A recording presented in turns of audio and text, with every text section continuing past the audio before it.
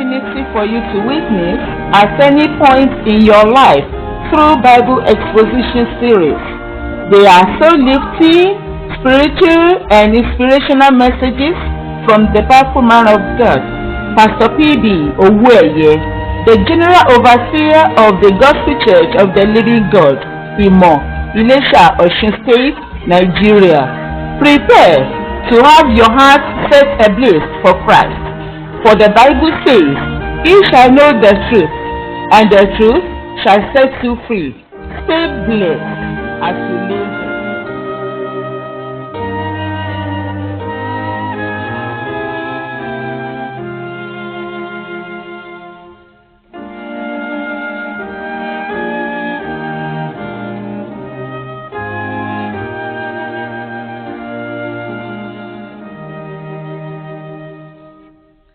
Adúpẹ́ fún tí ẹ ṣe lánàá. Thank you for what you did yesterday.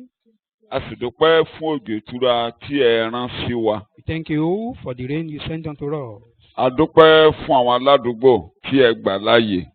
We thank you Pé for kán the gbọ́ wa. people living in this area that will give them chance to hear us. A dúpẹ́ fún gbogbo àwọn áńgẹ́lì yìí tí ẹ lò lánàá. We thank you for all your angels you used yesterday. Àwọn tó bá ta wáyà, àwọn tó bá ta kánópì. Those who set up the canopy, Alùdùrù, the cable, akọrin, the àwọn tó organ, to àga, àwọn tó gbálẹ̀ tílẹ̀ bíi mọ́ kí o sì koríko níbẹ̀. Àwọn kan ló lò láti ṣe pé ká lè gbóhùn jáde. You use some people for people to hear us well. Bẹ́ẹ̀ làwọn kan ló wà lórí eékún wọn tí wọ́n ń gbàdúrà pé kí iṣẹ́ Likewise, kó some lè ṣe people sí. who are praying for the success O of ní this gbàgbé gbogbo wọn bàbá. You will not forget them all. Àwọn tó gbà wá lálejò tínú òbí wọn pé à ń di wọn lọ́wọ́. Those who allow us here, they are not angry. Àríbi tí Adétàn lé wa tí wọ́n jẹ́ ká lo oṣù We méjì have bẹ́ẹ̀ some area pàápàá. where we go to and they send us away. Àríbi tí wọ́n ti lọ mú wa lọ ságọ̀ ọlọ́pàá tán ní à ń di wọn lọ́wọ́ kọ́lọ́pàá tó lé wọn dànù. We have some places where we got arrested. Pé ṣé nǹkan tí à ń ṣe rè tẹ́ rò pé wọ́n ń pariwo pé kì í ṣariwo lé eléyìí. That this is not ordinary noise. A dúpẹ́ lọ́wọ́ rẹ gidigidi. Thank you so much. Ní orúkọ Jésù ẹ kó gba ẹ̀yìn wa. We say thanks and glory to Jesus. Lálẹ́ yìí bá wa pàdé. Amen. Meet us this evening. Nínú ọgbọ́n àti àánú rẹ bá wa In your pàdé. wisdom and Amen. your mercy, meet us. Jẹ́ ká fayọ̀ padà That we lọ́lé. may go home with Amen. Ní orúkọ Jésù ni mo gba àdúrà. In Jesus' name Amen. we pray. Mo ní Jeremáyà orí ìkíní ẹsẹ̀ kẹwàá ló máa jẹ́ àkọlé ibi tí a ti ṣẹ̀kọ́ fún ọjọ́ márùn-ún yìí. Prophet Jeremiah chapter 1 verse 10 will be our text for the 5 days. Ṣùgbọ́n àkórí ẹ̀kọ́ wa gangan fún ọjọ́ márùn-ún But the topic for these 5 days, mo yá èdè lò I borrowed a language láti ẹnu bàbá Paul Apostoli from our father Paul the nínú Apostle. ìwé Rome orí ìkọkànlá Romans chapter 11 ẹsẹ̀ ìkẹtàdínlógún. verse 17. Ibẹ̀ ni mo ti mú èdè tí a máa lò fún ọjọ́ márùn-ún yìí. There I borrowed the language that will serve our topic for these 5 days. Mo ṣe bí ẹni pàrọwà sí wa. A kind of Allow yourself to be grafted to share the riches of the root and sap of the olive tree. gba ara rẹ láàyè ká lọ kó o sì lè pín Nínú Nínú òróró òróró. àti ọ̀rá igi ólífì rere. nínú òróró àti ọ̀rá igi ólífì rere. Gba ara rẹ láàyè fúnra rẹ láàyè Allow yourself kó o lè kí a lọ sínú ètò Ọlọ́run kó o lè pín nínú igi òróró to be grafted àti ọ̀rá ólífì rere. and to share from the riches of the root and sap of the olive tree, Mo níbi tá a ti ṣẹ̀kọ́ gangan. where we want to preach. Ní Jeremáyà That is the book of Jeremiah, orí ìkíní ẹsẹ̀ kẹwàá. chapter 1. verse Before you can be grafted in, ká tó lè lọ sínú rẹ̀, God has to root out some things. Ọlọ́run ní láti mú àwọn nǹkan kan jáde. Àbí kó Á fà fà á wọ́n tú nínú ayé rẹ pátápátá. to remove Some them. things have to be pulled down. A ní láti wó àwọn nǹkan kan mọ́lẹ̀. Some things have to be destroyed and overthrown. A ní láti fa àwọn nǹkan kan tú. It is only then God will build you up and plant you. Nígbà yẹn gan lọ́lọ́run á wá mú ọ tá And wá lọ. finally, you'll be able to share Wàá wá lè máa pín. the part Wàá jẹ́ ara of the sap and all that belongs to the good olive ìyẹn ni tree. pé wàá lè máa pín nínú gbòǹgbò àti ọ̀rá ara igi ólífì yìí. In Romans chapter 11, ìwé Róòmù orí kọkànlá verse 17, ẹsẹ̀ ìkẹtàdínlógún rẹ̀. we can read, even though I use New Living Translation for my own translation, but the Bible is clear in all the verses, so you can read bó tilẹ̀ jẹ́ pé whatever tí new mò ń lò translation, yàtọ̀ either ṣùgbọ́n New nǹkan Living kan náà ni gbogbo Translation, rẹ̀ túmọ̀ sí. New International Version, or even the New King James Version, or the Old King James Version will clear us. The Bible is talking. Let's hear it. ṣùgbọ́n bí a bá ya nínú àwọn ẹ̀ka kúrò tí a sì lọ́ ìwọ tí í ṣe igi òróró ìgbẹ́sára wọn tí ìwọ sì ń bá wọn pín nínú gbòǹgbò àti ọ̀rá igi òróró náà. But if some of the branches were broken off, while you, a white olive trees, were grafted in among them to share the riches of the root and sap of the olive tree. The Lord introduced himself as the vine in John chapter 15. Ọlọ́run fi ara rẹ̀ hàn nínú ìwé Jésù Jòhánù. olùgbàlà. Jésù olùgbàlà ń fi ara rẹ̀ hàn nínú ìwé Jòhánù orí kàndógún gẹ́gẹ́ bí àjàrà. And those who belong to him as the branches. Àwọn tó sì jẹ́ tirẹ̀ gẹ́gẹ́ bí ẹ̀ka. And the Father, God the Father, as the vine dresser. Bàbá gangan Ọlọ́run. Ọlọ́run fúnra rẹ̀. Ó ní bàbá mi ẹ̀ka. Èmi ni àjàrà. Ẹ̀yin ni ẹ̀ka. I am the true Bàbá mi, vine. yes. Èmi ni àjàrà tòótọ́. Bẹ́ẹ̀ni. Bàbá mi sì ní olùṣọ́gbà. And my father is the Olùtọ́jú gardener. ọgbà. Is the gardener. Husbandman. Olùtọ́jú ọgbà tó ń tọ́jú igi àjàrà pé kó lè dá. He that is looking after or taking care of the vineyard. Nínú Róòmù orí kọkànlá tí a ń kà, ẹ jẹ́ kí n tún In sọ Romans fún mi ṣàlàyé lánàá kó lè yé wa That we are dáadáa. reading, let me repeat myself as I Nínú ìpinnu Ọlọ́run ayébáyé, in the determination of God is eternal decision. olùgbàlà gángan ní gbòǹgbò. The Saviour is the Òun ní root, igi tí a mú Ísírẹ́lì bí orílẹ̀-èdè is the tree that is Israelite as a nation. tí wọ́n jẹ́ ẹ̀ka. That Israelite is the branch of Bíbélì that pé tree. wọ́n ní natural branches. They are the natural. Israelites are the natural branches. Tó Bíbélì jẹ́ pé pé wọ́n ní ẹ̀ka. àdá wọn mọ́ igi yẹn. They were created with that tree. That is their natural branch of that tree. The reason is that Ìdí ni pé Romans chapter 9 declared ìwé Róòmù orí kẹsàn-án sọ. they have the covenant, Wọ́n ní májẹ̀mú. they have the promises, Wọ́n ní ìlérí. they have the fathers, Wọ́n ní bàbá. and they have the worship of God. Wọ́n sì ní ìsìn Ọlọ́run pẹ̀lú. They have everything. Wọ́n ní ohun gbogbo. Through them, Jesus came to the world. Nípasẹ̀ wọn ni Jésù ṣe wá sáyé. So naturally, they are part of the olive tree. Gẹ́gẹ́ bí ẹ̀dá ara igi ólífì ni wọ́n. But God determined Ṣùgbọ́n Ọlọ́run wá pinnu that He will make all nations of the world pé òun á mú kí gbogbo orílẹ̀-èdè to àgbáyé be part of that olive tree. láti jẹ́ ara igi ólífì He yìí. had to remove some of the natural branches Ó ní láti mú lára ẹ̀wọ̀n ẹ̀ka àdánidá rẹ̀ yìí and bring in all others kó that lè are other olive trees that are in the bush. kó lè lọ́ àwọn ẹ̀ka tí tá a lọ mú láti inú igbó láti lọ́ wọn sí ara White olive trees that are in the igi bush. ólífì yìí. All other nations of the world Gbogbo orílẹ̀-èdè àgbáyé yòókù that are not Israelites by birth, that are not the stock of Abraham. tí kìí ṣe ọmọ Abrahamu tí kìí ṣe Israẹli nípa They ti are ara not Jacob's descendants or Israelites by birth. tí wọn kìí ṣe ọmọ Jákọ́bù nípa ìbí. And not all the descendants in Jacob are Israelites. Kìí sì ṣe gbogbo àwọn tá a bí nípa láti ara Jákọ́bù gan ni ọmọ Ísírẹ́lì gangan. Not all that came out of Abraham are Israelites. Kìí ṣe gbogbo àwọn tó ti inú Abrahamu jáde gan ni ọmọ But the Ísírẹ́lì. children of promises are the children of Ṣùgbọ́n Abraham. àwọn ọmọ ìlérí àwọn ni ọmọ Abrahamu. But those children who had the promises, Ṣùgbọ́n àwọn ọmọ gan tí wọ́n ní ìlérí, who had the covenant, tí wọ́n ní májẹ̀mú, who had the service of tí wọ́n God, ní ìsìn Ọlọ́run, who had everything God gave, tí wọ́n ní ohun gbogbo ẹ̀bùn Ọlọ́run tí wọ́n ní ẹ̀gbọ́n Ọlọ́run gbogbo. God decided to pull out Ọlọ́run mọ̀ọ́mọ̀ fa àwọn kan tu nínú wọn.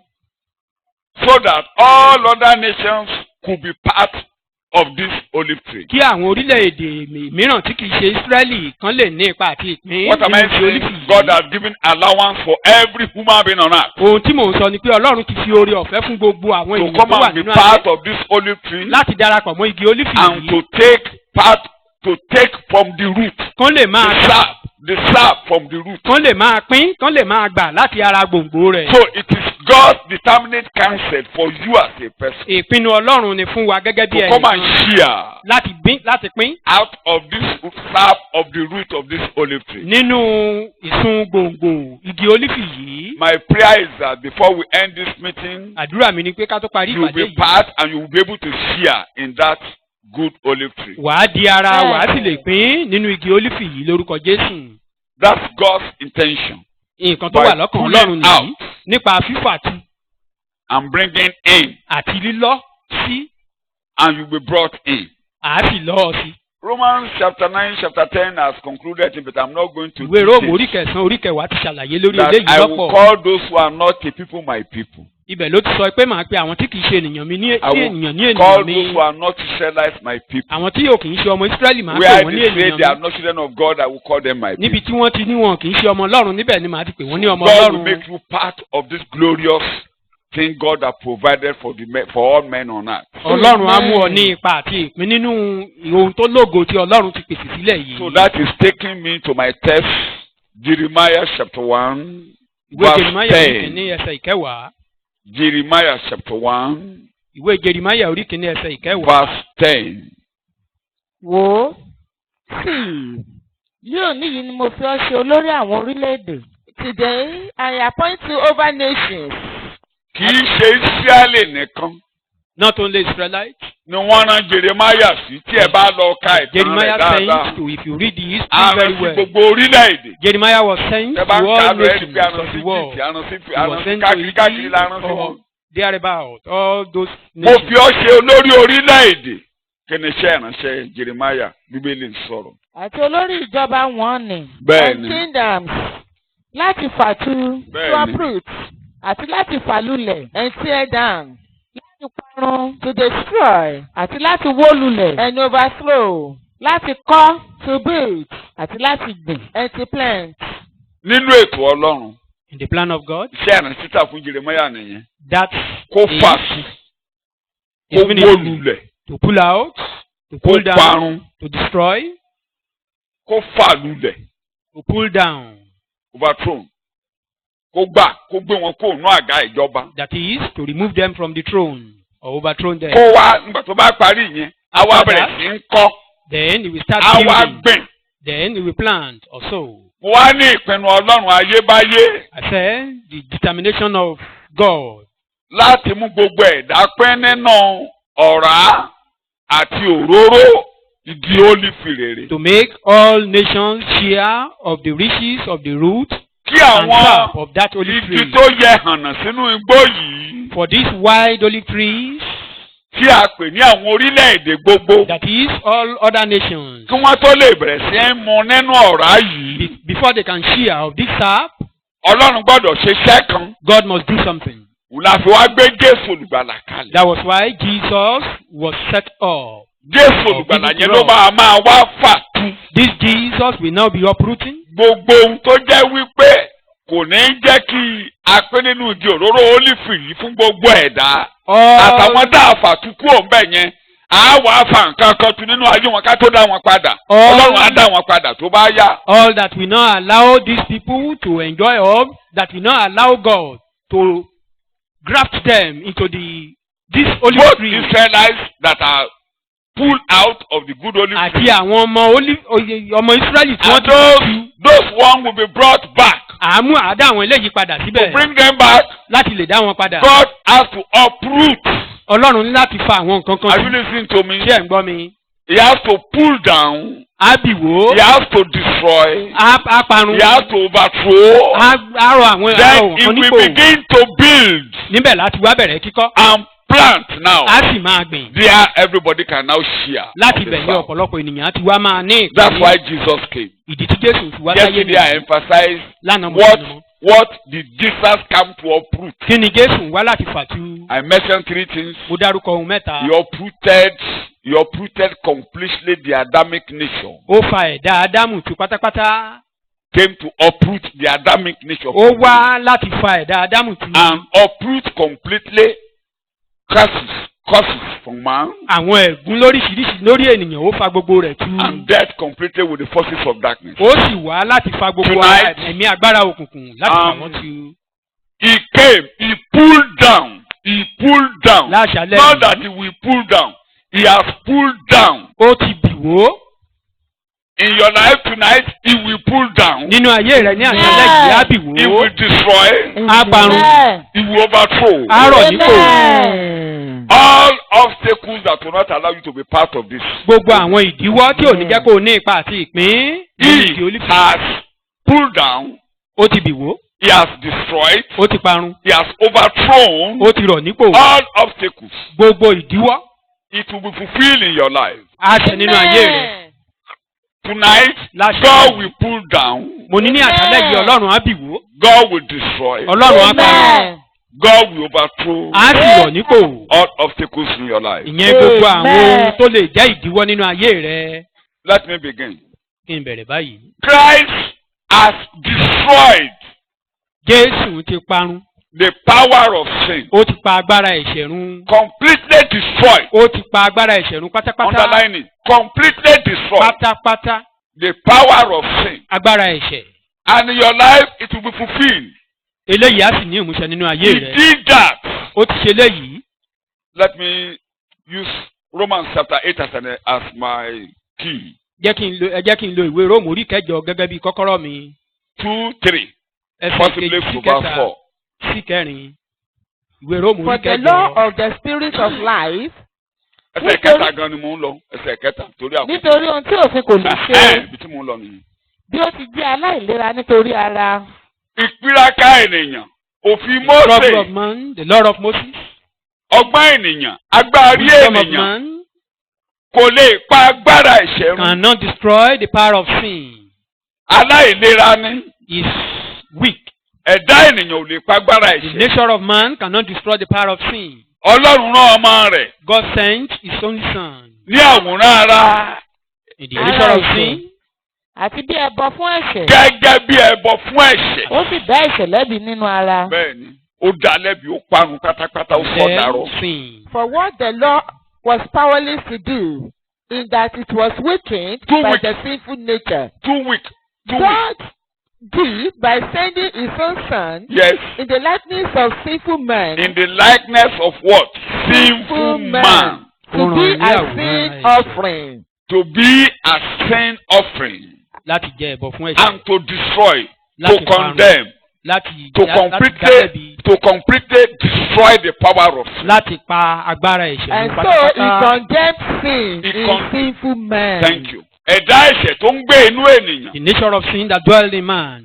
Tí a bá parun, If this is not destroyed, a ò lè pín nínú ọ̀rá àti òróró igi we ólífì can rere. share of the riches of the root and sap of the holy Ìyẹn ni tree. Jésù wá ṣe láyé. That was the purpose of Jesus coming to this world. Tí a fi ṣẹbọ fún ẹ̀ṣẹ̀. And the reason Bíbélì ní for his being made a fi ṣe sacrifice. ẹ̀ṣẹ̀ fún wa. He was made sin for us. A fi ṣe ẹ̀ṣẹ̀ fún wa. He was made sin Ìgbà for yẹn us. la tó máa lè di òdodo Ọlọ́run nínú rẹ̀ Then ní we can òdodo become Ọlọ́run wà. righteousness of Christ, of Tí a God. bá gbé In òdodo him Ọlọ́run is wọ̀ righteousness wá, of God. a ò lè pín nínú òróró yẹn. If the righteousness of God is not put upon us, we Àfa can Ísírẹ́lì share of tú. that holy tree. Torí wọ́n That's why jókòó our ti people- òdodo ara wọn. Because they sit with their own righteousness. Pọ́ọ̀lù ní ó ń dùn ún lọ́kàn.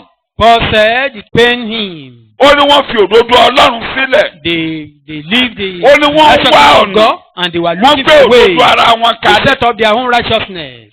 Tí Ọlọ́run bí wọ́n wó. God decided to pull them down Torí wọn ò sinmi lé Ọlọ́run. because they didn't Òdodo trust in Ọlọ́run God. They nìkan. didn't trust in the righteousness of Ẹ̀rí God nínú Róòmù alone. orí kẹwàá. That is in Romans chapter 10.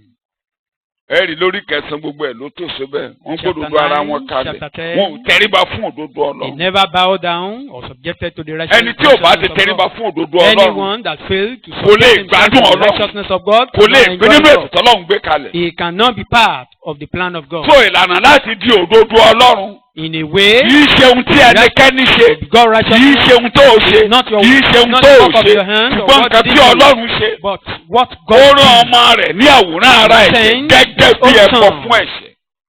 as a Ísírẹ́lì ò lè sin, dára rẹ̀ gbà nílẹ̀ Íjíbítì. sacrifice for sin. ẹnìkan ò lè dá wọn yọ nílẹ̀ Íjíbítì. Israelites cannot deliver themselves from Egypt. Mósè gan And tẹ́ no ẹ̀rẹ̀ one kò can lè set ràn them wọ́n lọ́wọ́. free. Even Moses tried it, no Olùpalára avail. wọn. He even killed part of them. Igbó ló forí lé kó nǹkan má bàa rọrùn. Eventually, he ran away. ọwọ́ ẹnikẹ́ni ò ká. No one can handle that. kódà Ọlọ́run rán yìnyín Even yóò God sent Ọlọ́run rán hail, òkùnkùn even darkness, Ọlọ́run rán iná even ó fire. dá wàhálà He kalẹ̀ created wọn ò problem for lè them. kò kó wọn yọ wọn ò lè That bọ́ cannot deliver ṣe them. lọ́kàn Fáráò lè sí. Instead of títí that, àfi ṣe Pharaoh ẹbọ become more títí ẹbọ ọ̀dọ́ perfect àgùntàn ẹbọ ọ̀dọ́ until, àgùntàn ló tún wọn kalẹ̀. until the sacrifice of the lamb. tí àbá ṣe That ẹbọ was ọ̀dọ́ what set àgùntàn them ń kọ ẹrú free. náà máa kú sí. Without that sacrificial lamb, they would have died. ẹrú náà in máa slaves. ṣe títí ayé. They would have remained as slaves for life. gbogbo kilẹ̀kilẹ̀ tọ́lọ́run kilẹ̀ mọ́ All the threatening of God, kò mí he ọkàn never rẹ̀ shake Moses. kò tiẹ̀ ní kankan ṣe He pẹ̀lú has rẹ̀ nothing ṣe to do lọ́kàn with rẹ̀ ń lé Moses. sí lójoojúmọ́. Rather, his heart òkùnkùn become more biribiri gbà hard. fún ọjọ́ mẹ́ta. There was darkness for 3 days. àárín iṣu Even Kò mí. locusts were sent to them. kò mí It doesn't shake him. odò dẹ̀jẹ̀ kò mí.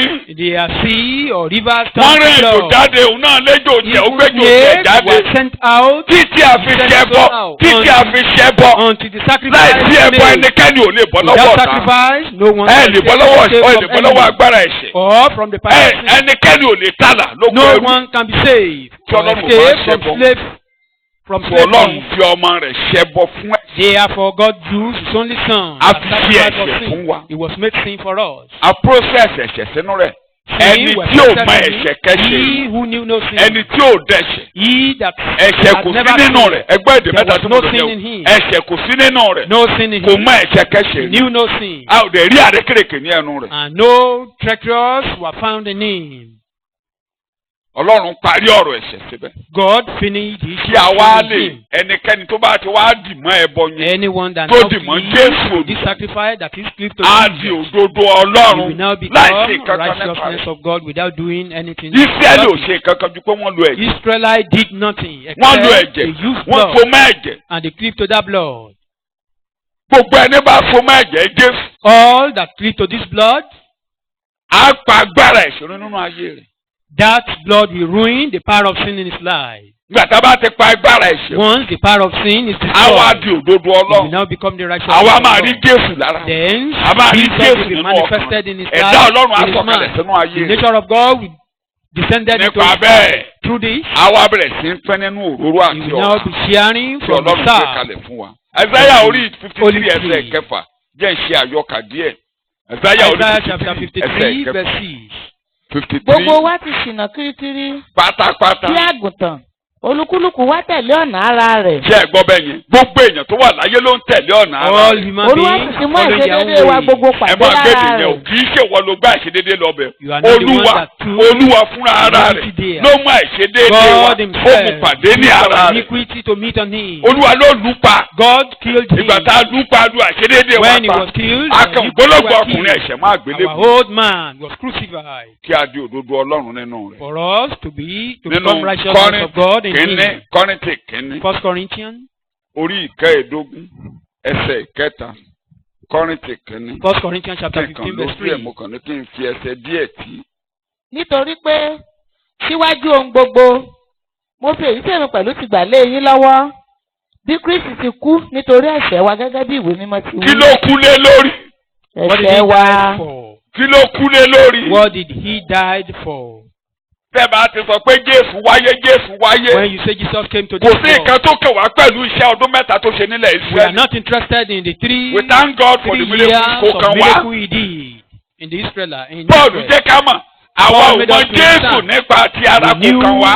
knew not Jesus Kódà in flesh. tí a bá wo Bíbélì dáadáa. If you look at the Bible very well, Ìrànlọ́wọ́ Ọlọ́run ló jẹ́ kí kẹ̀ǹfẹ̀rí kankan rí kankan gbà lọ́dún it's mẹ́ta. only the grace, the help of God that Ẹnu made ẹ̀ any láti Gentile to receive any help. Àwọn for that àgùntàn year. ilé Ísírẹ́lì tó nù. We heard from him that he was saying to the Israelites, to the sheep of Israelites, the lost sheep of Israelites. Ó rán àwọn 12 jáde. He sent Ó 12 rán out. 70 jáde. He sent Ó ní ẹ má 70 ya ọ̀dọ̀ Samaria, ẹ Don't má ya go ọ̀dọ̀ to Samaria. Don't go to ẹ má tẹ̀lé Gentile. wọn lọ. Don't follow them. Ẹ tọ̀ àgùntàn Ísírẹ́lì tó nù. Go Àwọn to ní the kẹ́ lost wá káàkiri. sheep of Israelites. Ẹ̀yin náà ẹ mọ̀. You know, Tí Jésù ò bá lọ kú nítorí ẹ̀ṣẹ̀ wa. if Jesus didn't Gbogbo alára rè die, láyé ayé wa we would dá have, sán. our life would have Kí ayé ẹ má dá just sẹ́ni mo ṣe ń kégbe lálẹ́ yìí. for your life not to be in Tó vain. bá That ti is why retí I'm Jésù shouting. Gálílì, If kò you lè are ràn ọ́ talking lọ́wọ́. of Galilee, Ẹni tó lè ràn ọ́ lọ́wọ́ ni mò ń sọ̀rọ̀ rẹ̀ yìí. Kò lè the ràn only ọ́ person lọ́wọ́. that can help you is the person I'm talking about this evening. Kò lè ràn ọ́ lọ́wọ́. He can't help you. Ẹni tó lè ràn ọ́ lọ́wọ́ ni mò ń sọ láàárọ̀ The yìí. person who can help you. Obìnrin is what kan I'm talking dọ̀dọ̀ ẹ̀ ó mú about. ọmọ rẹ̀ ń ké ṣiṣẹ́. A particular woman came to Conversion. him. Her child was He was converting. convulsed. Epilepsy. Ó wá ní. Jàre bá mi ràn ọmọ mi lọ́wọ́. He said, "Help my child." Jésù wo látòkè dé sálẹ̀. Jesus look at her. Bá dẹ̀ ràn ẹ́ lọ́wọ́ I o. would have helped you. Ṣùgbọ́n ó ṣe ni láàánú pé But oúnjẹ it's a ọmọ. pity the food Oúnjẹ meant ọmọ. for children Àìfún ta ni. cannot be given to dog. Ìyẹn ni pé gbogbo orílẹ̀-èdè yòókù ajá ni. Which means every other Ará nation, fídíò we are mi all ni o. dogs. Ajá ni everybody. We are all dogs. Ajá. Dog. Òun náà ṣe ní kí sẹ́lì má jájá o. That was why Israelites were not Ẹranko to àfàyà. eat dog, crawling animals. Àwọn àpótẹ́lì gan. Pétérù Even the gan kọ. apostle. Pé òun ní ìkankan ṣe pẹ̀lú ajá. That we Òun have kankan nothing ṣe to do pẹ̀lú with ọlọ́ba dog. òun. We have Òun nothing to kankan do ṣe with pẹ̀lú àwọn tortoise. ẹranko àfàyà fún. We have nothing to do with crawling animals. Ẹ̀yìn ìgbà tí Jésù ṣẹbọ fún ẹ̀ṣẹ̀ After the tán. sacrifice for sin, Pétérù. Peter, Ohun tí èmi sọ adé mímọ́. God have made Èmi ló clean. sọ àwọn orílẹ̀-èdè. I Àwọn made this ajá. nation Mo clean. pe All ajá those ní dogs. mímọ́ mọ́. I call dog. Mo pe alọ́pàá Holy. ní mímọ́. I call tortoise Àwọn holy. orílẹ̀-èdè tí ẹ pè lájá yìí. All those nations Mo you pè call wọ́n ní dogs. mímọ́. I call Ẹ them má holy. pè wọ́n láláìmọ́ mọ́. Call them, don't call them unholy again. Láti ọjọ́ orí igi àgbélébú. Ever since the cross, Ni ẹ ti kúrò ní ìran ajá. we are no more. Ẹ ti kúrò ní ìran èkòló. We are no more Ẹ a ti kúrò generation ní of ìran earthworm. ọlọ́ba. We are no more Lọ́dọ̀ a generation Ọlọ́run. of earth of Orílẹ̀-èdè mímọ́. Before God, we are Kí holy ni mo nation. pè é? Jọ́ tó bá ti gba Jésù. Today you accept Christ. Alábàjọ tí Pétérù òun gan ló kọ́. No wonder. Ó ní ẹ̀yin ní ìran tí. Thou hast a season to Orílẹ̀-èdè ènìyàn. peculiar people. Hallelujah kí mi gbọ́ lẹ́nu rẹ̀ Shout dáadáa. hallelujah. Ẹ ti kúrò lájà. You are no more dogs. Kúrò nínú ajá lálẹ́ yìí o. Move out of generation of dogs. Lọ́dọ̀ Ọlọ́run. In the presence of Kò rí God. ẹnikẹ́ni lájá nínú ayé. No one has Àfẹnibà pé God àìlájà. before the Ẹ má gbàgbé nínú ìwé ìfihàn. Lóde ni àwọn kíni ń gbé. The Tó dog o bá ti wá pé nínú ọ̀rá àti òróró yìí. Wà á dájá gbé. of the sow. Ajá ni ọláyérayé. Then you become dog forever. Ìta ló dẹ̀ máa wà. And you remain outside. Ṣùgbọ́n ní ọjọ́ tí Jésù ti kú kú oró. Since the Ó death of fojú wọlẹ̀. Christ, you look down. Kò sí ajá láyé No mọ́. more dog in this world. Ẹ máa bọ̀ yálà. Just come unto Tẹ́ bá him. ti lọ́dọ̀ Jésù ló ń Once tẹ́ you bá come ti to mọ̀ Christ, Jésù. you Ọlọ́run speak to ní him. ní ajá. God Ẹ will dí use you ènìyàn as ọ̀pọ̀. dog. You become a Orílẹ̀-èdè peculiar person. mímọ́. A holy nation. Orílẹ̀-èdè. A holy nation. Orílẹ̀-èdè kí ni mo pè? Mímọ́. A holy nation. Sẹ́kọ̀ọ́ yé mi. Do we understand? Nu Galatia orí ìkẹrin. In Galatians chapter 4. Sorry, orí ìkíní. Galatians chapter 1. Ibi tó ga jù ni mo gbọ́dọ̀ tẹnu mọ́ dáadáa. I must emphasize on this. That is Tó bá the ti greater yọ part pé of ọ̀rọ̀ it. ẹ̀ṣẹ̀ ni ọ̀rọ̀ ẹ̀ṣẹ̀ ni No, wàhálà. it's a matter of Destroyed, completely destroyed. a sì ti parun pátápátá. Ẹsẹ̀ ìkẹrin.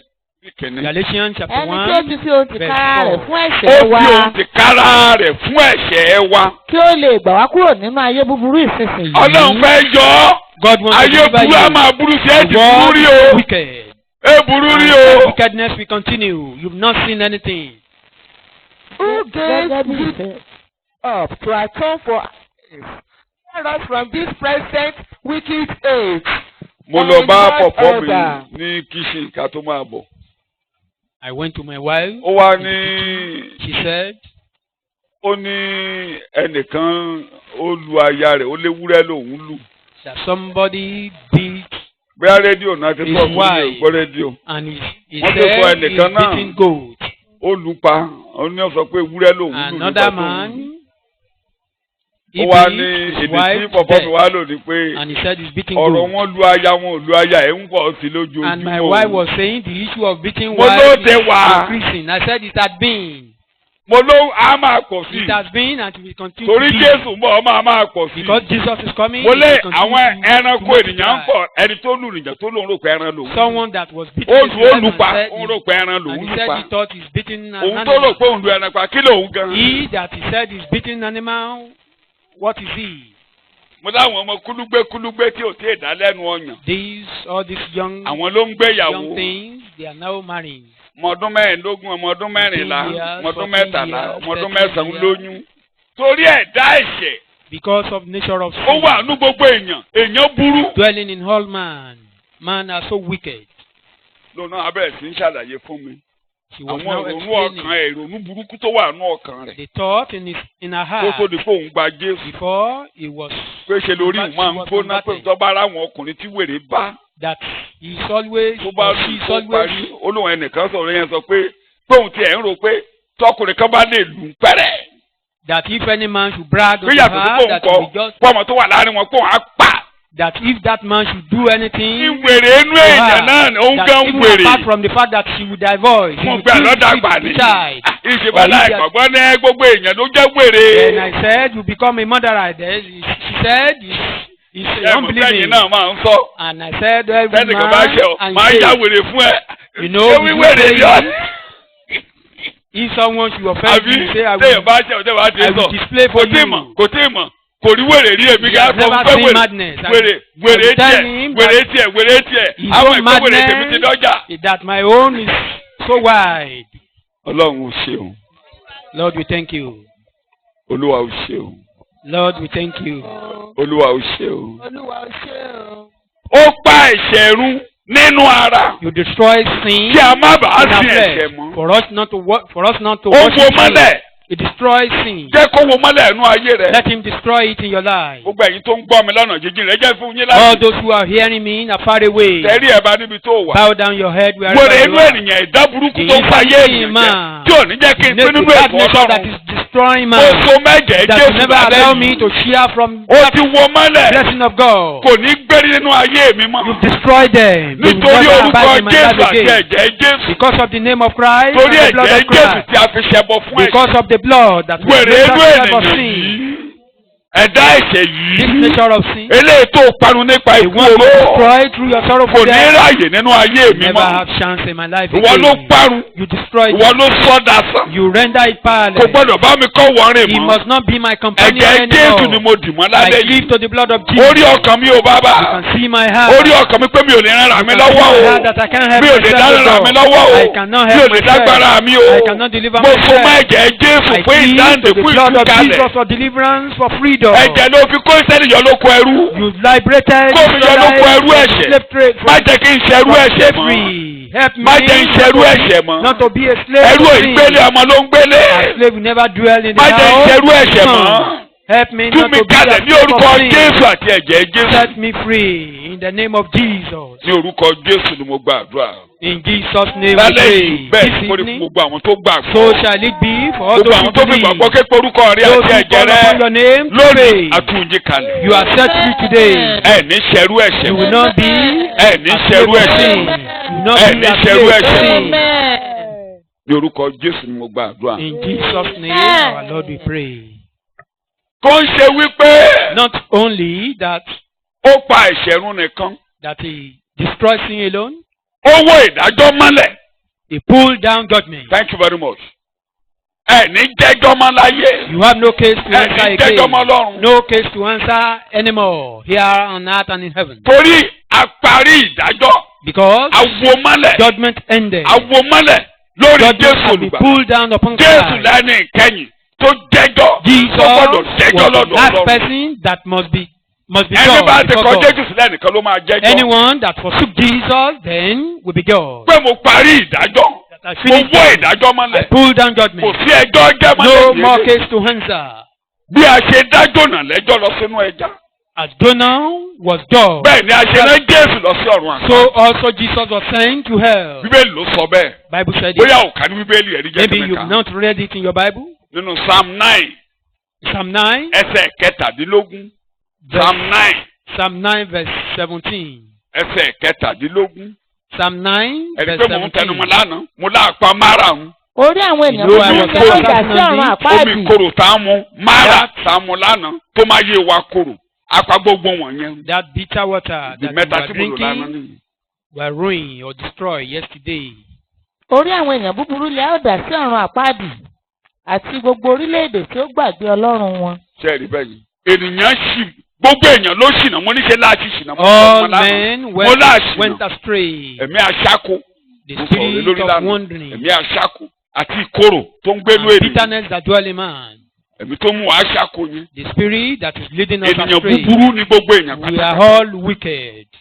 Fún onígbà tẹ́ bá ti ń parí ìrìn àjò yín láyé. While you are finishing your Àwa life, adarí yín lọ sọ́run àpáàdì. then your head will be directed to hell. Gbogbo orílẹ̀-èdè tí ò ní All kankan fọlọ́run nations ṣe. that has nothing to do with God. Kí ni ìran bàbá wa ń bọ? What our forefathers worshiping. Kí ni wọ́n ń bọ? Kí ló orúkọ What did fámìlì they lè mú worship? yín? What is your Kí ẹ tó máa family yírúkọ name? padà, kí ló orúkọ Before fámìlì lè mú you yín? started changing names. Kẹ́ẹ̀sì tó dé kẹ́ẹ̀ tó máa jẹ́ Before Bàṣírù, kẹ́ẹ̀ tó máa jẹ́ Tìmọ́tù, kẹ́ẹ̀ religion, tó máa jẹ́ before Màtáyàsì, kẹ́ẹ̀ tó máa jẹ́ Àǹtóní. Christian name. Orúkọ wo ni wọ́n ń jẹ́ nílé bàbá yín lọ́hùn Which lọ́hùn? name do you bear in your family's house? Kí ìrere tó dé kẹ́ẹ̀ tó máa sọ pé Olúwa Before ṣe yìí, gospel. Olúwa tù mí nínú, Before you are Olúwa changing gbé your mi ga, name to Olúwa ṣayọ̀. new thing, Kí ni orúkọ yín lọ́hùn? what is your former name? Ṣàngó gbé mi ró, Ògún gbà mí là. Èṣù bí yìí. Mo tún máa ń jọ́sìn mo lẹ́yìn ọmọ Ọlọ́run àwọn ọmọ kéékèèké I dàbí do worship God. ayé Our yìí little dà children, ayé yìí dẹ̀ máa dà. It is well with you Ẹ already. má fàyè And yìí it ẹ má will padà lọ continue sóko well ẹrú with mọ́ you. o. Don't return to Torí gbogbo wọ̀nyẹn la agbọ́njúmọ̀. to slavery. Agbọ́njúbọ èṣù oríta. We knew Èṣù all oríta those Satan wájú in ìta ló ń gbé. the junction. Sọ ìgbà tí wọ́n ń kọ́ wa nínú Yorùbá. When we are being Tàǹkà taught in jẹ́jẹ́ ní those Yorùbá days pé ìta ló ń gbé àmọ̀. that Satan Àmọ̀ do a máa ń rí dwell lórí ìta outside. níbi tó máa ń wà níwájú ìta We inú ilé do tó máa ń see gbé it sí. outside. Ibẹ̀ náà ń pa jẹ́sí tó ń tepo sí. There they put different kind of thing upon it. The sun and the rain. Gbogbo ilé tó bá rẹ̀ tí ń bọ̀ èṣù gbogbo ọmọ bẹ̀ pátápátá. And any Èṣù dáre, house èṣù bí where they are èṣù ṣe ìtàn, worshiping èṣù Satan, rán mi níṣẹ́. the name will be their nickname. I mean Satan will begin their name.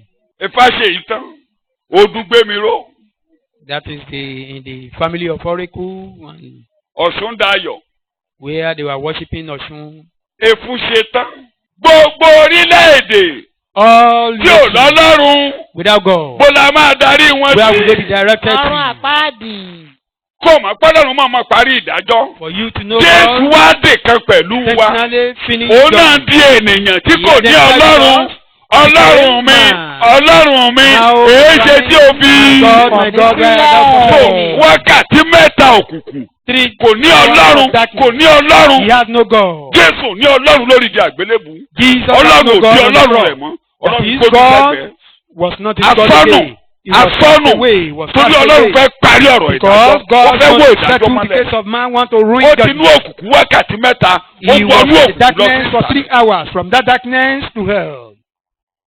Ìbínú Ọlọ́run lẹ̀ mọ́ lára The wrath of God cleave unto kẹ́kàn. him. Ó ti nú òkùnkùn orí ìdí àgbélébù. Ó wọnú From òkùnkùn the tó jì darkness ju to the òkùnkùn lọ. cross, Mo down kà to díẹ̀ the lánàá nínú darkness Lamentations down yìí. there. Ibi tó jì jù lọ. The deepest of all darkness Àhámọ́. was in a closed place. Bíbélì ní kì í ṣara wa. Bible said it's not, Bí a ṣe It was kà not máwọn counted among olùré God. kọjá. but it was counted Àṣeyà ní àká máwọn olùré kọjá. among the Transgressors. transgressors. Àárín criminals ló kú sí. He died. Àṣeyà ní àwa àká I mean máwọn the olùré criminal. kọjá. He was now So, counted kò among the lọ́lọ́run. transgressors. He has no God. Wọ́n á ní olọ́lọ́run láti jọ́ tán ti bí ọ. You Ẹlòmíì saying ànígbà you olọ́lá have God. Christian. Ever À since nínú you oyún are lòun born. ti jẹ́ Christian wa. Some people will be saying they were born being a Christian. Gbogbo ìdílé wa ni Christian. All our Ìwọ. family are Christian. Àbí mi ní Christian. I was born a Christian. Ìwọ You, gbé wuli. thief, Ó lọ́lọ́run. you have no God. Paul ló sọ bẹ́ẹ̀. Paul said Ó it. lẹ́yìn kèfèrí tí àwọn akọlà You tí wọ́n pè Gentiles ní aláìkọlà. that the Ní circumcised are àkókò náà. called, calling Ẹ uncircumcised. kò ní Ọlọ́run. Then Ẹ you ò have ní no God. ìlérí. You have Ẹ no ní promise. Ọlọ́run ní ayé. You have no God in this Éfésù world. orí kejì ẹsẹ̀ kọkànlá Ephesians ìkejìlá ni mo chapter ń kà. 2, ní àkókò 11 náà and 12. ẹ wà láì ní Kristi. Then you are without God. Ẹ jẹ́ àlejò sí You are a àwọn stranger. àlejò sí nǹkan Ọlọ́run. Stranger Nǹkan to Ọlọ́run the yẹn mo ní things kó of wá God. pín nínú rẹ̀ tí mo fi ń ṣẹ̀kọ́ nínú That ìpàdé. things of God is what Nǹkan Ọlọ́run yẹn ni mo ní kó wá pín nínú rẹ̀. share Ẹ ní Ọlọ́run, ẹ no ní God. Kristi, You have no ẹ Christ. ní Ọlọ́run, ẹni bá No lọ́lọ́run tí ò ní God, Kristi, no Christ. ó wà ṣá. You are just there. Èṣù ló bí ọ. You are born by Satan. ẹ jẹ́ àjèjì sí àǹfààní àwọn ọlọ́tọ̀ Ẹ Ísírẹ́lì lè pe nínú nǹkan tí Ísírẹ́lì ń You pín. can be share àti of what àlejò sí Israelites àwọn are májẹ̀mú sharing. ìlérí Àlejò ni ó sí àwọn ìlérí Ọlọ́run Stranger tó to the dáa. promises of láì ní God. ìrètí Wọ́n ẹ̀ ní ìrètí No kankan. hope. àti láì ní Ẹ Ọlọ́run bá ní ayé. ìtòkùtò tẹ bá ń tò ó lọ lé nígbà tó bá kú lẹ́ni tí ò lọ́lọ́run bó ló lọ ẹ ò ní ìrètí somebody àjíǹde died and gone ẹ home. ní ìrètí Somebody without ọkànlá hope. sinmi He níbo went to ẹ rest. ní ìrètí. Or rest where you have no hope. Hopeless. Ẹ dẹ̀ lọ́lọ́run láyé And you have no God in this world. fún àparí ìdájọ́ Judgment fún ó lọ ended. orí ẹ̀ á dá a lẹ́jọ́ It was judged a ò ní dá ọ lẹ́jọ́ mọ́ that for you Amen. not to be á dá a judged. lẹ́bi It was ó ní condemned jẹ̀bi lọ́dọ̀ for you Ọlọ́run not to be Amen. condemned. fún àparí ìdájọ́ síbẹ̀ That was the end of judgment. àparí ìdájọ́ síbẹ̀ Judgment end on him. òní ẹnikẹ́ni tó bá gba ọmọ gbọ́ Therefore, anyone who believes a ò ní dá a lẹ́jọ́ mọ́. will not be judged. Yohane orí kẹta nìyẹn. A ò John ní chapter dá a lẹ́jọ́ mọ́. Will not be judged. Ẹnikẹ́ni tí kò bá gba Jésù gbọ́, He that fails a to ti believe dá a Christ lẹ́jọ́. has been Torí judged ó mọ already. Ọlọ́run lékè. Because Ìmọ́lẹ̀ he wá saw sí ayé. that Ó fẹ́ràn òkùnkùn ju ìmọ́lẹ̀ lọ. light came to Torí bí a the ti world. dá a He lẹ́jọ́. loved darkness more than light. Gbẹ́ ẹnikẹ́ni tó bá gba ọmọ gbọ́. A ò Anyone that ní believes dá a Christ lẹ́jọ́. will not be judged. Verse 36 ẹni tí ò bá Ẹsẹ̀ gbàgbọ́ ìkẹrìndínlógójì. ó ṣe pé yóò rí ìbínú Ọlọ́run. None Ìbínú that Ọlọ́run ń believes bẹ the lórí wrath of God. rẹ̀. The wrath of God is Ẹsẹ̀ tí upon ẹ̀ka àwọn him. ẹsẹ̀ yẹn kó yé yín. John chapter 18, chapter 3, Ìwé Jòhánù 18 kẹta and 19 ẹsẹ̀ and verse 36. ìkejìdínlógún sí And verse 36. ìkọkàndínlógún àti Ó ẹsẹ̀ bá gbà á gbọ́. kọkàndínlógójì. Ẹni tí ó bá gbà á gbọ́. a kò ní dá a Ṣé ẹ lẹ́jọ́ gbọ́ bẹ́ẹ̀ yẹn? Kí ni ọ náà ní í ṣe? a kò ní Will dá not a be judged. lẹ́jọ́ Ọlọ́run ti parí ìdájọ́. God O ò finished ní wọnú judgment. ìdájọ́. We will not Amen. enter into Wọ́n judgment jáde again. bí ò ní wọnú ìdájọ́. mi ò ní Confess wọnú that. A ti ìdájọ́ dáwọ́ Don't enter Jésù into lẹ́jọ́. judgment. You A ò did ní not dá be mi judged. lẹ́jọ́. I will not be Dá mi lẹ́jọ́. judged. Mo gba Jésù gẹ́gẹ́ bí Olúwa I mi. A ò ní believe dá mi Christ as my Lord lẹ́jọ́. and Savior. A ò ní dá a lẹ́jọ́. I will not be judged. Bíbélì lẹ́ ń kà.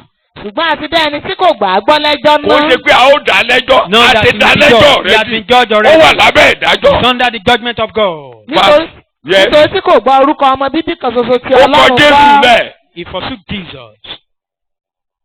Verse 36. Verse ẹni 36. tí ó bá gba ọmọ gbọ́ ó ní ìyè Mo ń àìnípẹ̀kun bọ̀ bẹ́ẹ̀ yẹn láìpẹ́. ẹni tí kò bá sì gba ọmọ Ọlọ́run gbọ́ Kò ní rí ìyè. kì yóò rí Never ìyè see life. ṣùgbọ́n ìbínú Ọlọ́run ń bẹ lórí Kì í ṣe rẹ̀ pé ìbínú Ọlọ́run yóò wà lórí None rẹ̀. that the wrath of Ìbínú God will Ọlọ́run be ń bẹ upon lórí him. ẹ̀ ọ̀rẹ́dì. He's upon Ó him wà already. lábẹ́ ìbínú. He's under the wrath of God. Ọlọ́run ń bá a jà. God is fighting such people. Bí Ọlọ́run ṣe fi gbogbo ohun bá Jésù jà lórí igi As àgbélébùú. God fought with Christ. on the Ọlọ́run ń bá cross, a jà lọ́wọ́lọ́wọ́. God is Bí fighting such àjẹmí people. rírú omi òkun bá Jónà jà. As the Ọlọ́run bá a jà storm fought lọ́wọ́lọ́wọ́. against Jonah. So also God is fighting those Fún who Ọlọ́run mú know God. ìdájọ́ yẹn kúrò. God Ó now wó ìdájọ́ took away mọ́lẹ̀. this judgment. He pulled down this judgment. Tó gbogbo ẹ máa bọ̀ lọ́dọ̀ Jésù gba ẹ̀dọ̀ Just ní come wọnú to ìdájọ́ o. Christ. It is then you will not enter into Tí judgment. Ọlọ́run bá gbójú sẹ́gbẹ̀ẹ́ lẹ́ni tí ò mọ If God ẹ̀jẹ̀ to look tí ò dẹ̀jẹ̀. sideways Torí à process on ẹ̀jẹ̀ him nínú rẹ̀. that knew Mélòó no mélòó sin. ìwọ tó jẹ́ pé How omi God ẹ̀ṣẹ̀ ló mú know dàgbà. you that Ẹ̀ṣẹ̀ wà nínú rẹ̀. you are trained with sin. Ẹ̀ṣẹ̀ la fi The sí sin ọ. is in you. Ó You dẹ̀ are ń born dẹ̀ṣẹ̀ in sin. lójoojúmọ́. And you are a Bí lo ṣe sinner. fẹ́ bọ́. You commit sin daily. How will you be free? Ènìyàn tí ń ṣe èdè Man bí èdè that tó is òbèèyàn making tó ń ṣe kòkòrò. a worm. So àǹfààní fún ọ lónìí A privilege for you. ni pé kó wá dìmọ̀ orúkọ àti It is ẹ̀jẹ̀ for you Jésù. to cleave to the name A ò and ní blood of dá ọ Jesus. lẹ́jọ́ mọ́. You will no more be Amen. judged. Mo lá ò ní dá ọ You lẹ́jọ́ will mọ́. not be judged. Amen. Kẹta jẹ́ kí n máa mu díẹ̀díẹ̀. A ò By ní 3, parí gbogbo ẹ̀ bí tá a bá dé náà là á máa lọ lé. Òkùnkùn ń jọba lé wa lórí. darkness is ruling upon Ó wá us. rè rọ̀ kó ònú àga ìjọba rẹ̀. He now overthrown the Òkùnkùn ò ní jọba lórí ayé rẹ mọ́. darkness will no more rule Darkness over you. was overthrown. Darkness and the power of darkness will never govern your Òkùnkùn life àti agbára again. òkùnkùn kò ní jọba lé ọ lórí mọ́. Gbogbo ènìyàn. All man. Éfésù orí ìkarùn-ún ẹsẹ̀ Ephesians ìkẹjọ. chapter 5 verse Mo fẹ́ yá èdè kan lọ Eight. níbẹ̀. mo ti sọ díẹ̀ ńbẹ̀ lánàá gbogbo ayé ló wà láwọ́ agbára òkùnkùn ṣùgbọ́n mo fẹ́ lóye All kan níbi men are in ẹsẹ̀ the hand ìgbẹ́. of darkness. ti jẹ́ òkùnkùn Ó tó. lẹ́ẹ̀kan. Ẹ̀yin jẹ́ òkùnkùn gbogbo èèyàn ló jẹ́ òkùnkùn We are all dark. kò ń ṣe pé ẹ̀ ń gbénú òkùnkùn Not that you ẹ̀yin dwell in gan darkness, òkùnkùn. but you yourself, you are Òkùnkùn. darkness. Tẹ́ bá dúró sínú Kọ́ríńtì kejì orí In kẹfà 2 Corinthians, ìrẹ́pọ̀ wo ni kí ni òkùnkùn what ní is the relationship between òkùnkùn ní darkness wá and light? òkùnkùn ní wá. We are once darkness. Thank you very much. That is the correct language. Òkùnkùn ní wá. We were once Àwa gan ń darkness. gbénú òkùnkùn. We dwell in darkness. Fóun la ṣe ń fọwọ́ tálẹ̀ láyé. That was why we were groping. Jésù wọ́ òkùnkùn mọ́lẹ̀. Jesus Ó gbé pulled ìjọba down òkùnkùn kúrò. darkness and overthrown the darkness. Completely overthrown. Pull down, Ó rọ̀ lóyè. destroyed, Ó wó overthrown. mọ́lẹ̀. Ó parun. Ó rọ̀ lóyè. Bíbélì ló sọ bẹ́ẹ̀. That is according to the Ẹni Bible. tí ó ti gbà wá. He that has Lọ́wọ́ delivered us agbára the power of òkùnkùn. darkness. Ó ṣí wa nípò sínú kẹ́nẹ́. ìjọba àyànfẹ́ ọmọ rẹ̀. Ẹ̀mí òkùnkùn ò ní jọba lórí olórí mọ́. Amen. Ẹ̀mí òkùnkùn ń Power of jọba. darkness will no Ìjọba more àìrí. over you. Ó ní kì í ṣe rárá àti ẹ̀jẹ̀ là ń bá jà jàkadì. That we are not Àwọn wrestling ogun àìrí. Àwọn with flesh agbára and òkùnkùn. blood, but invisible forces. Jésù ré wọn rọ̀. God, Jesus overthrown them. Wọ́n yọ̀ pé inú They òkùnkùn were làwọn ń gbé. rejoicing that they dwell in darkness. Lójijì Suddenly, ìmọ́lẹ̀ mọ́lẹ̀ there was nínú light túbú. in the prison. Bẹ́ẹ̀ gbàgbé ìmọ́lẹ̀ mọ́lẹ̀ nínú túbú. There was Ìmọ́lẹ̀ light in mọ́lẹ̀ the ní ọ̀run prison. àpáàdì. There was light in hell. Lójijì bó ṣe ń gbẹ́kọ̀ lálẹ́ As you are yìí hearing ìmọ́lẹ̀ me, àmọ́lẹ̀ nínú ayé rẹ̀. Amen. Ọ̀rọ̀ ìmọ́lẹ̀ ló ń jáde bó ṣe ń gbọ́ mi lálẹ́ You are yìí. hearing the word of Nínú light. ọkàn rẹ lọ́hùn ìmọ́lẹ̀ ìmọ́lẹ̀ In your níbẹ̀. heart, let there be light. Ó ní ẹni tó tan ìmọ́lẹ̀ nínú ọkàn wa ní ojú He Jésù. that shone light Ojú in Jésù our heart, ìmọ́lẹ̀ ti wá. that is, Ó tan ìmọ́lẹ̀ light nínú from ọkàn wa. Christ. He shone light in our heart. Torí láì tí kọ́ ṣe ni ọ̀rọ̀ wà. In the beginning was what Ọ̀rọ̀ wà was the pẹ̀lú word. Ọlọ́run. The word was Ọlọ́run the sì word. ni. And God was the Ọ̀nà. word.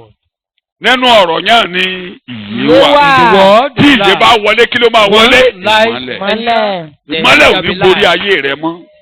Darkness So is bẹ́ẹ̀ not kọ́ ṣe ń going to wọnú ayé overtake lálẹ́ you. yìí. As the light is entering into your The life, government of darkness is overthrown. a ti rọ ìjọba òkùnkùn lóyè It has been nínú ayé overthrown. rẹ. A ti rọ lóyè It nínú will ayé never rẹ. govern your life again. Kò ní jẹ gàba lórí ayé rẹ mọ́. Amen. Kò ní jọba lórí ayé rẹ It mọ́. will never rule over Mo ní you kò ní again. jọba lórí ayé rẹ mọ́. Amen.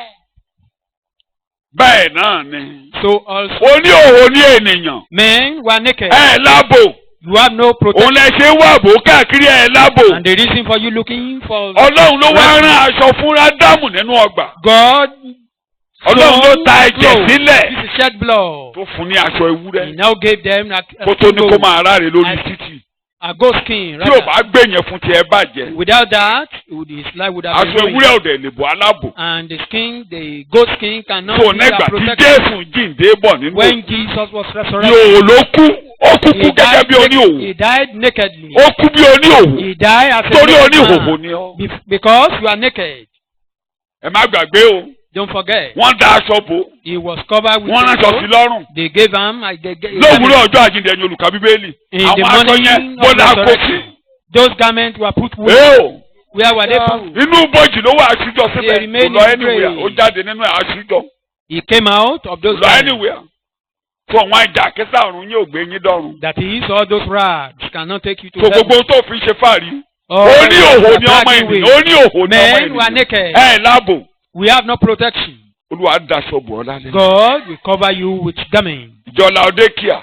The church of Ó Laodicea là afọ́jú ni yín. said you are blind. Ó ní òhò ni You are yín. naked. Mo fẹ́ daṣọ bò I want yín. to cover you Ẹ gbà with mí my lẹ́yìn kí n daṣọ clothes. bò. Allow me to cover you with clothes. Ètò Ọlọ́run ni pé ká ró wa láṣọ ká daṣọ bò The wá. plan of God is for us to be Ká mú covered ẹ̀rí with kúrò nú clothes. ayé wa. To take away filthiness from us. Ká daṣọ bò wá. For us to be covered. Ká daṣọ bò ìhòhò For wa. us, for our nakedness to be Kẹ́ wà covered. lábẹ́ àbò. For us to be under his Gbàtí refuge. Jésù dìde bọ̀. Òun When lẹ́ni Jesus was àkọ́kọ́ tí a resurrected, fún he was láṣọ. the first person Ẹni to be given a àkọ́kọ́ garment. tá a sọ̀dọ̀ lódodo. The first person Inú to rẹ̀ be ní òdodo righteous. wá wà. In him is our Inú ẹ̀ righteousness. láti lè wọ aṣọ In òdodo. him we can put on Ó wọ̀ garment mí of ní agbádá. righteousness. He put Ó upon wọ̀ me mí ní a agbádá. garment. He Ó put wọ̀ upon mí me a ní garment. aṣọ. He gave me a clothes. A ó mú òwò ẹ kúrò ní alẹ́ yìí. Your nakedness will be taken away Wọ́n from di you. iṣẹ́ tí Jésù ṣe nìyẹn o. Those are part of works that Jesus did Pull for down us. our nakedness. Ó ti bí ìhòòhò wa Wawo. ẹ ní rí òrìn òmọ láyé. May you not walk ọkọ̀ naked ọ̀tá ò again. ní wọlé sí The ọ̀la. arrow of enemy will never Amen. penetrate in your body èsì dúró again. pé kò ń ta ọ lọ́fà. ọwọ́ Enemy ọ̀gbẹ́ is ló dúró waiting or sí Satan tó is bá ti waiting gbé kó for o jábọ̀. arrow. ṣùgbọ́n that is Jésù not wọnú to ẹ̀ lọ.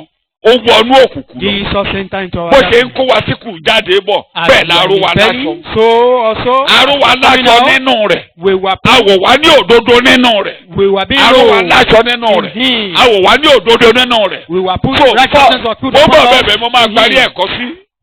bẹ́ẹ̀ mo máa parí ẹ̀kọ́ sí. There, ọ̀tá kan ò lè jẹ nínú ayé rẹ mọ́. enemy cannot succeed in your life. bẹ́ẹ̀ mo máa parí ẹ̀kọ́ sí. tó o ti ró wa láṣọ nínú Jésù olùgbàlà. He has robbed us. inú ẹ̀ la ti Christ wọ̀ sọ. Jesus. inú ẹ̀ la ti In wọ̀ him we òdodo. have garments, inú ẹ̀ la we ti have ró wa láṣọ. righteousness.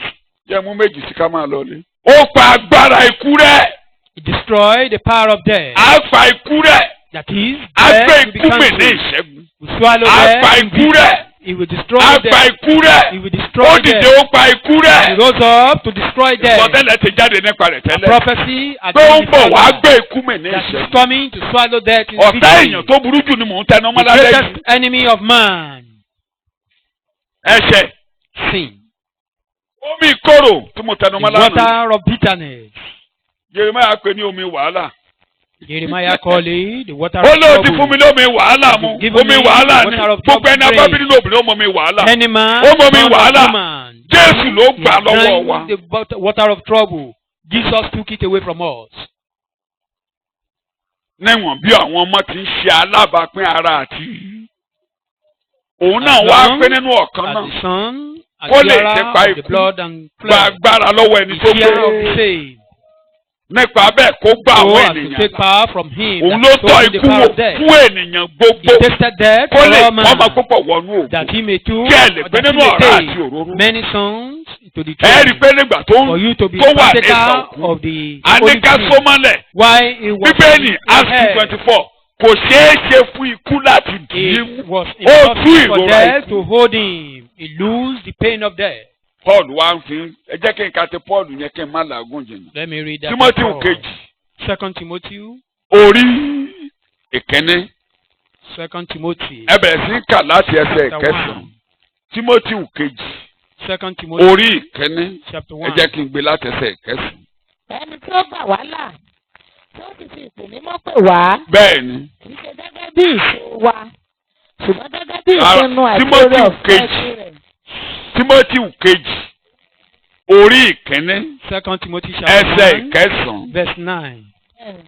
orí ìkejì orí ìkíní ẹsẹ̀ ìkẹsàn-án yes mo ń gbọ́ ẹni tí ó gbà wá là ó gbà wá là tí ó sì fi ìpè mímọ́ pè wá bẹ́ẹ̀ ni kì í ṣe gẹ́gẹ́ bí ìṣe wa kì í ṣe ohun tẹ́nikẹ́ni ṣe o. It's not kì í ṣe ohun tó ṣe àbò ohun tó ṣe ju pé kò sí mi lé Jésù nìkan o. for you to trust in Christ. Bíbélì ń sọ̀rọ̀ fún à ń pè ọ́ kó máa bọ̀ yàlà We are yàlà. calling you èyí ló sọ pé o ti to kọ́lé embrace mẹ́wàá Christ. o ṣe kéde kan o gbọ́ pa àlùfáà kò ní kankan ṣe pẹ̀lú ètò gbàgbà. Whatever your position in the church, it has nothing to do with the plan of salvation. Bẹ́ẹ̀ni tí a fi fún wa nínú Kristi Jésù láti ayérayé ṣùgbọ́n tí a fi hàn ní ìsinsìnyí nípa ìfarahàn Jésù Kristi olùgbàlà wa. ètò Ọlọ́run ayébáyé yẹn ṣẹ̀ṣẹ̀ jáde Eternal plan of nípasẹ̀ God. Jésù olùgbàlà. Now, ẹni tí ó pa ikú Came to rẹ́ manifest. kí náà ló ṣe ẹ̀yin ọmọ Ọlọ́run. ó pa ikú rẹ́ tí ó sì mú ìyè àti àìdíbàjẹ́ ó wá sí parẹ́ ìmọ́lẹ̀ ó parẹ́ nípasẹ̀ ìhìn rere. destroy them. ó máa rójú Ọlọ́run. You will now see Pàdé face mi of lọ́la máa sọ God. lórí yẹn. Ìwọ Ọlọ́run ò yapa síra mọ́. Ẹ ní yapa There ní. is no Ẹ ní separation yapa láyérayé. between you and God. Not even here or in Eléyìí tá à ń eternity. sùn yìí kì í ṣe ikú oorun ní The fún wa. one Ó pa ikú rẹ́. that is happening to us Ó mú here is not ìyè dead. àti àìdébàjẹ́ wá sí. Destroy them. mọ́lẹ̀ nípasẹ̀ ìhìn rere. Bring Òun ló fi wá lónìí. Ìyà ẹnìpẹ̀kun á jẹ́ tirẹ̀ lálẹ́ yìí. today. Eternal life will be Ìyà yours. ẹnìpẹ̀kun á jẹ́ tirẹ̀ lálẹ́ Eternal yìí. life will be yours Jòhánù orí today. ìkarùn ẹsẹ̀ 24. John chapter 5 verse 24. Àǹfààní tó o ní má sọnù o. This privilege you have, Gba don't Ọlọ́run lose it. láyè kó gbára rẹ̀ láyè Allow kó wọnú God ètò. and allow yourself. Jòhánù orí ìkarùn ẹsẹ̀ 24 ìfilọ̀ John gbogbo 5. ènìyàn Bíbélì lóòótọ́ lóòótọ́ ni mo wí fún yín. ẹnikẹ́ni ẹnikẹ́ni tí ó bá gbọ́ ọ̀rọ̀ mi ẹnikẹ́ni tí ó bá gbọ́ tí ó bá ọ̀rọ̀ mi tí ó bá sì gba ẹni tí ó rán mi ọ̀rọ̀ Jésù ni mò ń sọ lálẹ́ yìí I'm speaking the word of tó Christ. o bá gbọ́ If you tó hear o gbà á sínú ọkàn and you rẹ̀ accept it, tó o gbà pé lóòótọ́ ni Jésù kúkú oró you láti gbà believe wá. Jesus died sorrowfully to save you. Ó ní kíni Ó ní ìyè tí kò ní pẹ̀kun. Ìyè jẹ́ tiẹ̀ ní alẹ́ yìí. Life Amen. be yours. O ní wá sí ìdájọ́. We not come to Amen. judgment. Oore ikú kọjá ó bọ́ sí. Cross over from death to life. Láti alẹ́ yìí, Henceforth. Jòhánù ìkíní Jòhánù orí 5. 1 John chapter 5. Ẹsẹ̀ ìkọkànlá, ìkejìlá, Verse ìkẹtàlá. 11 to 13. Ìpín tiẹ̀ lálẹ́ yìí nìyí. That will be your own portion this Ní evening. èyí pé Bẹ́ẹ̀ni. Ọlọ́run fún wa ní ìyè àìnípẹ̀kun. Kí ló Ọlọ́run fún wa o? Ìyè àìnípẹ̀kun. O ò ní ṣẹ́kù mọ́. Amen. You will not die prematurely. Lùkúlùkù ò ní yálé rẹ̀ mọ́. No Amen. death will come to your family. Mo ló fi ìyà ẹnìpẹ̀kún pamọ́ sí. Ìyè yìí sì ń bẹ nínú ọmọ rẹ̀. Mo ló fi ìyà ẹnìpẹ̀kún yẹn pamọ́ sí. Inú ọmọ Life hidden in rẹ̀. his Máa son. kà á. Ẹni tí ó bá ní ọmọ ó ní ìyè. Ẹni tí ò bá ní ọmọ kò ní o. Ẹni tí kò bá sì ní ọmọ Ọlọ́run kò ní ìyè. Ẹni bá ti gba Jésù Only wọlé those who accept tó sì mí ní Christ, ọ̀lọ́ rẹ̀. trust in his Kí ló Lord. ní o? Ó He ní has ìyè. Ẹni bá kọ Jésù lẹ̀. He that Kò rejected ní Christ ìyè. Kí náà ní kò ṣe? Kò ní has no ìyè. life. Parí ẹ̀. Nǹkan wọ̀nyí ni mo kọ̀wé rẹ̀ sí yín. Àní sí ẹ̀yin tí ó gba orúkọ ọmọ Ọlọ́run gbọ́. Kí ẹ̀yin kí ó lè mọ̀ pé ẹ̀yin ní ìyè àìnípẹ̀kun. Kí lẹ̀yin nílò ní ẹ̀yin tó gba orúkọ What do we Jésù have gbọ́? today? Ìyè àìnípẹ̀kun. Ẹ ní sọ bẹ́ẹ̀ mi ò ní ṣẹ́kù. I will not die Mi ò prematurely. ní wọnú ìdájọ́ I Mi will ò mọ́. not ní enter wọnú into ìdájọ́ judgment. mọ́. Ọlọ́run ò ní bá mi jà mọ́. God will no Ọlọ́run ò more ní fight bá for mi me. Mi ò jà. lẹ́jọ́ jẹ́ lọ́dọ̀ I Ọlọ́run. have no case to answer. Mo bọ́ lọ́wọ́ ìdálẹ́bi. I'm Mo free bọ́ lọ́wọ́ from ìdálẹ́bi. condemnation. Ògo ni fún orúkọ Ọlọ́run. Hallelujah. Shout hallelujah. Eke hallelujah. Jẹ́ n parí ẹ̀ mo níbẹ̀ máa parí ẹ̀kọ́ sí. Said that we end this Our Monday. enemy has been overthrown Àti rọ̀ ọ̀tá wa and put to lóye. flight. Ọ̀tá ò ní jẹ gàba lórí rẹ mọ́. Any Kódà will láti no alẹ́ more rule yìí over you. yóò máa sá fún ọ. Henceforth, we will be running away from you. Ìgbà tí Ísírẹ́lì ń bọ̀ ní aginjù, When Israelites were coming Ọlọ́run from súre lé the wọn Midian, lórí. God bless them. ó lọ́ọ̀tá yín máa yí ẹ̀yìn padà. Then your enemy will be turning back. Yóò máa sá fún yín. He will run away from you. Ọ̀tá ló máa sá fún yín. They will run away from Tó bá ti you. rí yín wá yí ẹ̀yìn Once padà. they see you, they will turn their back. Ǹjẹ́ ẹ̀ṣẹ̀ wá ní ìmúṣẹ? That won't come to fulfillment. Nígbà tí Jésù gbà wá là When we were saved, tó rà wá padà, He redeemed us, tó gbà wá lọ́wọ́ ìdájọ́, delivered us from tó gbà wá judgment, lọ́wọ́ ìparun, delivered us from tó fún wa destruction. ní ìyà ẹni He pẹ̀lú. gave us eternal life. Nínú Psalm 18 verse 40 to 41. Orin Dáfídì orí Ó yí ẹ̀yìn kejìlélógún, ọ̀tá mi padà sí mi. ẹsẹ̀ ogójì sí Ó yí ìkọkànlélógójì. ẹ̀yìn ọ̀tá mi padà. Turn the back of my Wọ́n enemy. kígbe sí He Ọlọ́run. cried unto God. Ọlọ́run ò ní gbọ́gbé God ọ̀tá never lórí listens ọ̀rọ̀ to them. rẹ̀. Amen. Ọ̀tá rẹ̀ yóò máa sá níwájú Your rẹ̀. enemy will run away from you. Ó tẹ ọ̀tá mọ́lẹ̀ ní abẹ́ ẹsẹ̀ rẹ̀. Tread upon Amen. enemy under your feet. Wọ́n ti yí ẹ̀yìn wọn padà. Their back had been turned. Bọ́ọ̀ Bíbélì ló sọ bẹ́ẹ̀ o. That is according to Tí Ọlọ́run bá ṣe fún Ísírẹ́lì pẹ̀lú If God ẹ̀jẹ̀ would do ewúrẹ́, that for Israelite with ó the ní blood mo of rán goats. agbọ́n síwájú yín. Said I send wasps Ó lọ before ọ̀tá you. yín máa pẹ̀yìn dà. Your enemy will be running away Mélòó from mélòó you. ẹ̀jẹ̀ Jésù rà How wá. much more the Kí blood la of fi rà Jesus wá? redeem us. Ẹ̀jẹ̀ ló We fi were rà mí. redeemed with the blood. Ẹ̀jẹ̀ ni Jésù fi rà mí. Kì í ṣẹ̀jẹ̀ ewúrẹ́ tàbí tọmọ màlúù. Ẹ̀jẹ̀ rẹ̀ ló fi rà. Tí ọ̀tá rẹ̀ yóò máa yí ẹ̀yìn padà. Your enemy will be turning their back. Ẹ máa gbọ́. Listen, Ìsọtẹ́lẹ̀ tó wá ṣe mú wa lára. the prophecy that now came to pass. Aláfẹ́ upon lọ us kọ́lé Olúwa ní Jerusalem. said we want to go and Ọlọ́run build gbá the wọn house tó of máa God bá in kọ́lé Jerusalem. dìde. God lifted up Ẹ wá some wo ọ̀rọ̀ people tọ́lọ́run to sọ lé build lórí. his house. Look at what Mélòó God mélòó said. lónìí? How much Àwa ń today? kọ́lé ẹ̀mí. We are now building the Ẹ spiritual pàdé mi lọ́la, house. I'm talking of building tomorrow. Àwa ń kọ́ ilé We are ẹ̀mí. building spiritual Àwa ń house kọ́ wa now. lórí ìpìlẹ̀ We are ńlá. now build. We Ilé are now being ẹ̀mí built là ń kọ́ upon a lọ́wọ́lọ́wọ́. great foundation. Mélòó mélòó làmùrè ọba yóò máa tú How níwájú much rẹ̀. more the gathering of kings Àmùrè ọba will be yóò máa loosed. tú níwájú The rẹ̀. gathering of kings will be loosed before Àbẹ́ẹ̀ ni you. mò ń kà á I'm ni. reading Isaiah. 45. Orí Tí àmùrè bá tú níwájú Kírísì tó ń kọ́lé ilé ògiri lásán. Mélòó mélòó àwa ń kọ́ ilé ẹ̀mí. Gbogbo àmùrè ọba yóò tú níwájú rẹ̀. Cyrus. Psalm 45, 1 to 3. Jẹ́ kí n parí ẹ̀kọ́ ká máa lọlé. Bíbélì ń sọ̀rọ̀. Báyìí ni Olúwa wí fún ẹni òróró rẹ̀. Bẹ́ẹ̀ni, ẹni ìràpadà the redeemed. Jésù lẹ́ni àmì òróró Ọlọ́run náà Jesus is the anointed man of tó wá God kọ́lé ẹ̀mí that tó came kó wá to síkù. build the spiritual house, and we were Ilé very. ìdí ara la ní Kírísù lọ́kọ́. Cyrus is to build this Kí la wí spiritual fún ẹni àmì òróró Ọlọ́run was yìí? told him. Bíbélì ń sọ̀rọ̀. ẹni tí mo di ọwọ́ ọ̀tún rẹ̀ mú. Láti ọ̀lẹ́ yìí Olúwa yóò di ọwọ́ ọ̀tún rẹ̀. Henceforth, the Lord behold your right Àwọn ọ̀la hand, ayé jà. and he will lead you through this Bíbélì lẹ́ ń world. kà. láti ṣẹ́gun àwọn orílẹ̀-èdè níwájú Máa rẹ̀. kà. èmi ó sì tú àmùrẹ̀ gbé àwọn ọba. Gbogbo ọba ayé ọba anú ẹ̀mí àmùrè wọn yóò máa tú níwájú rẹ̀. They are gathered before you. Ọba òkùnkùn tó ń jọba lé ọ lórí ohun tá a fi ṣagbára yóò jábọ́ ní alẹ́ yìí. láti ṣí ilẹ̀kùn méjèèjì níwájú Gbogbo ilẹ̀kùn tó wà níwájú ẹ̀ yóò máa ṣí. The doors will be open before you. a kì yóò sì Gbogbo ibi tó o ti lè kọjá ó kọjá.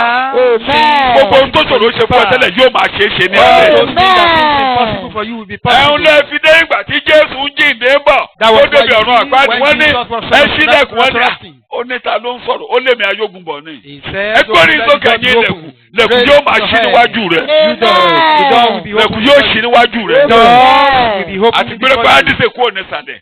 Ọmọ Paradise náà ń is lọ. no more below. Pàdé mi Above. ní àwọn ẹ̀kọ́ mi. Meet me in another Òṣèré time. ọ̀run àpáàdì mọ́. You are not a candidate of hell. Àwọn ọba ayé ò lè tilẹ̀kùn mọ́ ọmọ. The rulers of this world can no more shut the door Gbogbo àwọn against tó you. gbé lẹ̀kùn tì. All those who shut Àti the tú door, àmùrè wọn. they are Láti gathered alẹ́ as yìí you. kílẹ̀kùn máa ṣí. Let there be open door henceforth. Lẹ̀kùn ayọ̀ kó ṣí. The door of joy. Lẹ̀kùn àlàáfíà kó The ṣí. door of peace. Lẹ̀kùn ìgbàlà ti ṣí. The door of Lẹ̀kùn salvation. ìlera ti ṣí. The door of health. Lẹ̀kùn òmìnira ti ṣí. The door of freedom is open. a kì yóò sì ti ẹnu ibodè náà. Bẹ́ẹ̀ni bó ṣe rí nìyí. A ò ní tilẹ̀kùn mọ́ wọn ayọ̀ mọ́ ọmọ. The door of Gbogbo ẹrù tí ọ̀tá kó lọ kó máa padà wọlé padà. All those things that enemy has been taken away will be restored. Nǹkan tí Jésù ṣe fún wa ni. That is those are things that So, Jesus lálẹ́ did yìí- for us. Tó bá wù ọ́ bẹ́ẹ̀, If you like it that wá way, di mọ́ Jésù o. come to clean. Ìpín tí àwọn ẹni tó gba Jésù gbọ́ ní. Those are the portion of those Wà who wá believe in máa pé Christ. nínú ọ̀rá. Then you'll be Torí shining ohun tó from di ọ́ mọ́lẹ̀, awó o mọ́lẹ̀. from the roof. All those Àti things wó that ẹ̀ṣẹ̀ say you mọ́lẹ̀. guys have been pulled down. Àti Things have wó been pulled òkùnkùn down. mọ́lẹ̀. Darkness have been pulled down. Àti wó àwọn ọ̀tá tó ń gàbálé ọ lórí Enemies mọ́lẹ̀. that are ruling over you have Àti been wó pulled ikú down. mọ́lẹ̀. Even death has been Wọn ò ní pulled down. jọba lé ọ lórí There is no mọ́. more rule over you. Olúwa o ṣé o. Lord, we thank you. Èmi náà dé síwájú rẹ Come to o. your presence. Mo wá gba Jésù gẹ́gẹ́ bí Olúwa mi dìde lórí ẹsẹ̀ rẹ̀ mo ń lọ lé nìyẹn. Pé Olúwa o ṣé Let's mo rise up on dúpẹ́ our o. feet. Lord, I thank Fún you iṣẹ́ ìràpadà. for the work of redemption. Fún oore tí Jésù ṣe fún The mi. good thing Jesus did for Lálẹ́ us yìí, this evening. àmùrè ọba á máa tú. The loins, the Mo di ẹni guiding tó of ní things ìyà to ẹni do. pẹ̀kú. I A have ní eternal tilẹ̀kùn life. kílẹ̀kùn níwájú mi. The door will no more be shut before me. O ṣé o bàbá o ṣé ọmọ o ṣé ẹ̀mí mímọ́. Thank you, God, the Father, Son, and the Holy Spirit. Gbogbo ilẹ̀kùn tó tì kó máa ṣí lálẹ́. All shut door be open. Gbogbo ilẹ̀kùn kó tì kó máa ṣí lálẹ́. Every shut door be open. Gbogbo àwọn tí ọ̀tá ń jẹ gàbálẹ́ lórí tí All wọ́n pe those Jésù who wọlé have been ruled ẹ ò by ní enemy. láṣẹ lórí ayé wọn mọ́. Henceforth, we no more have A dominion ti tú over àmùrè their ọba life. níwájú rẹ̀. The lion, the Gbogbo àwọn tó pera wọn ní The guardian alágbára of kings. kí àmùrè wọn máa tú níwájú all rẹ̀. those who call themselves powerful men. Òkùnkùn ò ní let jẹ their gàbálẹ́ guidance be olórí you. mọ́.